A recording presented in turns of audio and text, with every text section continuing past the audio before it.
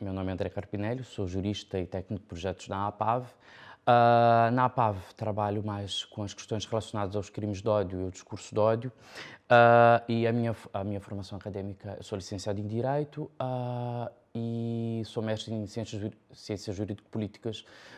pela Faculdade de Direito da Universidade de Lisboa. Sou o técnico do projeto Counteract, que é de prevenção e combate à radicalização. O projeto Counteract, assim como acredito que a maior parte dos projetos que trabalham nessa linha, visam dissuadir, mudar comportamentos, mais na linha da prevenção e da prevenção da radicalização, no sentido de que se dissuada jovens, no nosso caso em específico jovens migrantes refugiados dos 16 aos 25 anos, de aderirem a mensagens radicais, extremistas, que possam levar a processos de radicalização desses mesmos jovens. Acho que importa referir, embora possa ser de conhecimento de boa parte das pessoas, que a radicalização é um processo multifatorial, é um processo que envolve fatores de ordens tais quais pessoal, relacional, de identidade social, de contexto,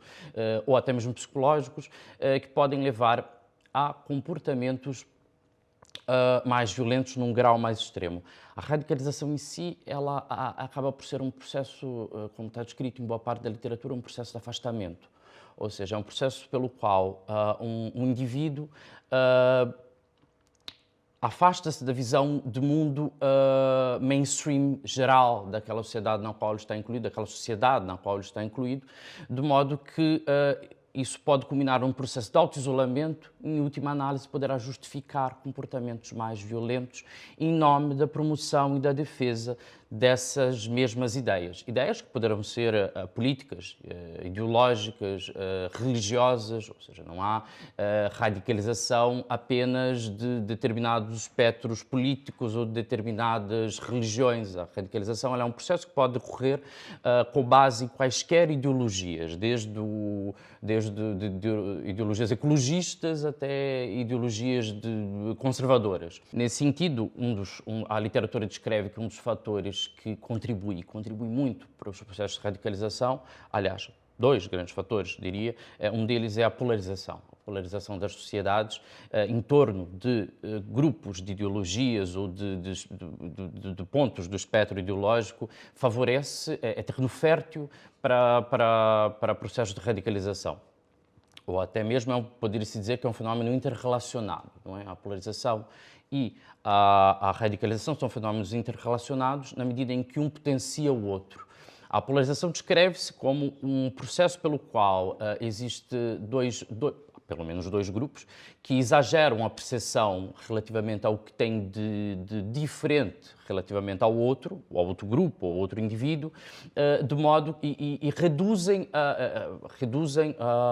a ideia do que têm em comum com estes outros grupos. Nesse sentido, esses grupos afastam-se cada vez mais, a um ponto em que se justificará a supressão do outro em nome da sobrevivência ou da existência daquele próprio grupo. No fundo, o que qualquer um desses dois grupos ou desses dois indivíduos buscam é a hegemonia ideológica ou a hegemonia religiosa dentro de determinada sociedade, determinada comunidade. E é por isso que eles disputam um middle ground, um terreno comum de pessoas que, não estando polarizadas ou não tendo visões do mundo mais vincadas, poderão estar mais permeáveis à cooptação ou até à sedução por uma ideia, ou por uma ideologia ou por uma religião mais que os traga para um framing, para um enquadramento um pouco mais radical, um pouco mais original. Eu já não diria radical no sentido de radicalização, mas radical mesmo no sentido de original. Nesse sentido, as sociedades acabam por poder manifestar atos de terrorismo, ou por serem, ou a questão dos crimes de ódio e da discriminação e do discurso de ódio passa a ser endémica. Endémica no sentido de que passa a ser comum que pessoas que percebam, não é, grupos, indivíduos que existe na sociedade uma ideia comum de que determinado grupo é menos bem-vindo ou de que determinada instituição deve ser destruída, isso pode passar a justificar atos de violência, seja do indivíduo, seja de um grupo, que sejam politicamente motivados, que sejam religiosamente motivados. Essa é a ligação que se faz entre o fenómeno da radicalização, o fenómeno da polarização, o fenómeno do terrorismo e o fenómeno dos crimes de ódio, da discriminação e do próprio discurso de ódio. Nessa investigação que nós fizemos desde o início do projeto, nós acabamos por entender que a opção mais correta seria a da promoção de uma narrativa positiva alternativa. E o que é a narrativa positiva alternativa? Ela é uma narrativa que tenta incluir ao invés de excluir. Ou seja, uma narrativa que nos traz àquele middle ground, aquele terreno comum que é disputado por ambos lados da polarização e nos tenta deixá-los menos permeáveis a que eventualmente sejam seduzidos por ideias mais extremistas que poderão levar a atos de terrorismo ou a crimes de ódio ou qualquer uma dessas realidades que eu acabei de descrever. A opção por essa narrativa positiva alternativa, e aí mais em concreto, no projeto Counteract, ela vem de uma ideia que é tentar expressar que há lugar para jovens migrantes refugiados em Portugal. Tentar explicar à sociedade portuguesa que existe esse lugar e que essas pessoas vêm e contribuem muito para as nossas sociedades, não só a portuguesa, mas para as sociedades europeias de forma geral. E também, ao mesmo tempo, mostrar para esses jovens que eventualmente chegam, sentem-se discriminados, sentem-se, ou mesmo que são concretamente vítimas de crimes que têm motivo discriminatório, que existe uma... E que por mais de horas que sejam os problemas que encontram, seja da ordem da burocracia do CEF, seja da ordem da segurança social, que poderá levar, não sei, um ano para lhes dar um número de segurança social, para poderem descontar e para poderem passar a ter os seus direitos laborais reconhecidos, por mais que existam essas dificuldades que são reconhecidas e que nós as conhecemos, que existe uma forma de dar a volta a tudo isso, mostrando exemplos positivos de integração desses mesmos jovens migrantes refugiados, que falem deles para as suas próprias comunidades, não é? Ou seja, há algumas ideias que subjazem, portanto, a primeira delas é dar-lhes uma voz, no sentido de que digam quais são as suas frustrações, quais são os obstáculos que encontraram ao meio desse caminho e que possam, a partir daí, reconhecer o que há de diferente daquilo que viam quando chegaram a Portugal e, principalmente, o que há de diferente na vida deles hoje, depois de todo esse percurso, que muitas vezes começou em perseguições ou em processos de radicalização forçados noutros países, que passou por um périplo, muitas vezes, de imigração de país a país, de forma, às vezes, mais confortável, às vezes menos, de forma, às vezes, que a sua própria existência, a própria vida foi colocada em causa. Muitos dizem que sobreviveram por sorte, não é? Em barcos afundados ao meio do Mediterrâneo e que depois, quando chegam, efetivamente, querem uma nova vida, não é? Querem deixar tudo aquilo para trás. E que se perceba também do lado de quem está, de quem nasceu nas sociedades que os estão a acolher, que a maior parte das pessoas querem simplesmente é ter uma nova vida, é ter oportunidades, é construir as vidas e têm os mesmos sonhos e as mesmas ideias do que têm todas as outras pessoas que cá sempre estiveram. As grandes dificuldades de atingir o público-alvo foram, nomeadamente, eu diria, há uma questão de linguagem. Primeiro que parte de uma desconfiança. Muitos desses países, quando há envolvimento de instituições do Estado ou mesmo ONGs, parte de uma desconfiança relativamente qual é o papel, o que é que querem efetivamente essas instituições, o que é que se querem realmente ajudar, se estão em busca de informação ou qualquer outra coisa. Mas depois que se quebra o gelo, eu diria, e que se estabelece uma relação de confiança, eu acho que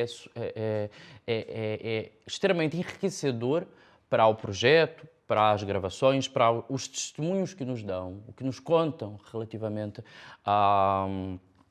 ao que pretendem, ao que vem em Portugal, a como sentem-se cá, se acham que algumas dessas situações pelas quais passaram podem os ter levado a situações mais extremas, de perder as esperanças, de pensar em regressar, de pensar... Pronto, que nós sabemos que são aí os grandes fatores de vulnerabilidade que podem deixar essas pessoas aí à margem de processos de radicalização intencionados ou não.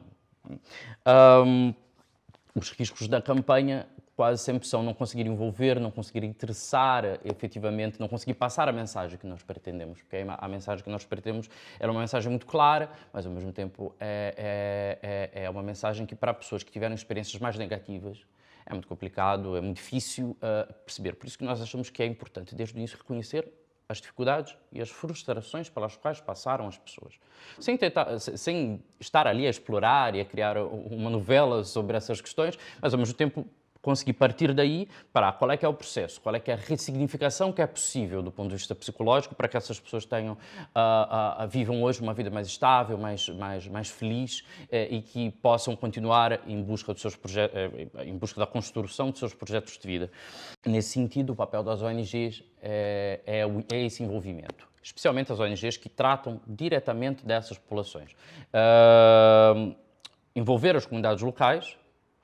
como nós tentamos, como nós fizemos no projeto Counteract, no sentido de que chamamos pessoas que são jovens migrantes refugiados para dar os seus próprios testemunhos e depois trabalhamos sobre aquilo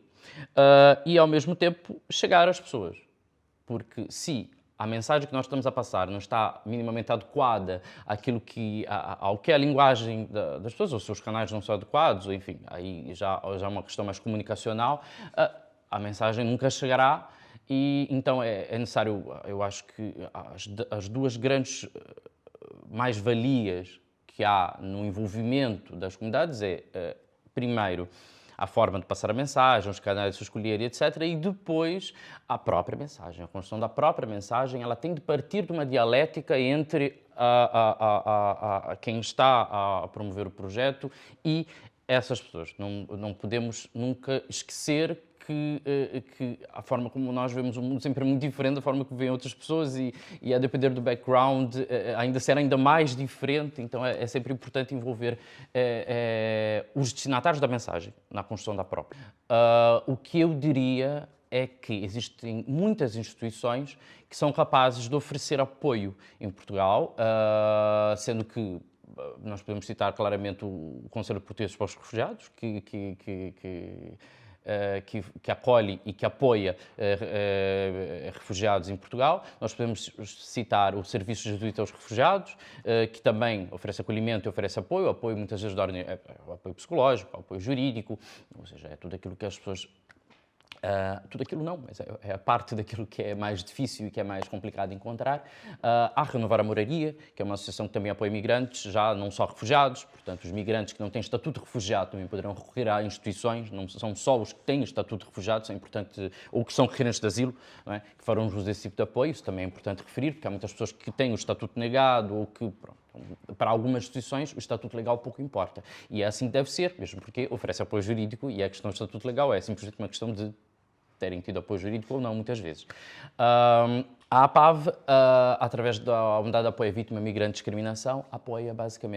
vítimas de crime, como é sabido, mas apoia vítimas de crime de nacionalidade, através dessa unidade, dessa sub-rede, na verdade, pessoas de nacionalidade não portuguesa. O que é que isso significa? Que significa que reconhecemos que há dificuldades inerentes aos processos de apoio dessas pessoas que não serão a realidade de outras pessoas. Porque eventualmente não cresceram na cultura portuguesa, não tiveram educação que foi dada à maior parte das pessoas em Portugal, então, por exemplo, podem perceber menos do que a média de como é que funciona o sistema de justiça penal português. Ou então, porque não falam português, têm mais dificuldade de se comunicar depois nas repartições públicas. Então, para que essas pessoas sejam melhor apoiadas, nós temos essa sub-rede especializada que tenta comatar essas lacunas e tenta apoiar, dá apoio, como sabido, psicológico, jurídico, moral e prático para vítimas de todos os tipos de crime. Mas mais em especial ainda, a APAV apoia vítimas de discriminação e vítimas de crimes de ódio. No sentido de que todas as pessoas que sofrerem, por exemplo, forem discriminadas no acesso a serviços públicos, acesso à habitação, no acesso a serviços públicos de habitação, Sistema Nacional de Saúde, enfim, como um todo, no trabalho, tanto em promoção quanto no acesso ao emprego. Todas essas discriminações são contraordenações no direito português, portanto, e a APAV apoia as pessoas a apresentarem para apresentarem as suas queixas, vamos assim dizer, nos órgãos competentes. Desde que tenham sido discriminadas por serem quem são, seja porque são de determinada